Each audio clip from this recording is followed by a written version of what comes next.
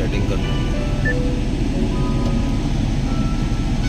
दस पुत तेरा हेड डाउन कास तो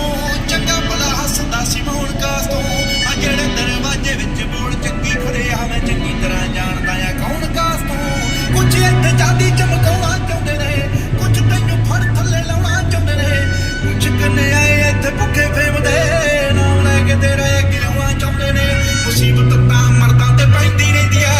तभी ना तूं दुनिया स्वाद लैंदी ऐ नाले जेड़े रस्ते ते तूं तुरिया इत्थे बदनामी हाई रेट मिलूगी इत्थे कंट्रोवर्सी रेट मिलूगी धर्मा दे नाम ते डबेट मिलूगी सच्ची बोली दा तां मिलू तो पटन ने जे करेगा तरक्की बुद्ध हेट मिलूगी इत्थे कंट्रोवर्सी रेट मिलूगी धर्मा दे नाम ते डबेट मिलूगी सच्ची बोली दा तां मिलू तो पटन ने जे करेगा तरक्की बुद्ध हेट मिलूगी जिके उचों सभ्याचार टुट गए जड़ा खड़ा दंदा ए विचार उठ गए इंज लगे रब जिवें हथ खड़े खड़े गया पता जदों पाया अखबार उठ गए बड़े पुत्तरा नी भेद खोली गए लीडर ने इत्थे हकदार खोली गए वो जिन्ना ने जवाकां ने ना जाउण ते सतीरिया अगे बड़े बच्चे मां खोली गए बहुत झूठ मैनूं इत्थों दे फैक्टी दे भी ने चोर बंदे घरों दे समाज सेवी ने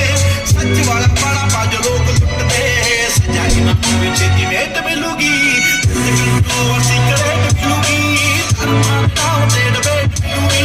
सच बोली दा तां मिलू 295 जे करेगा तरक्की बुद्ध हेट मिलूगी कंट्रोवर्सी रेट मिलूगी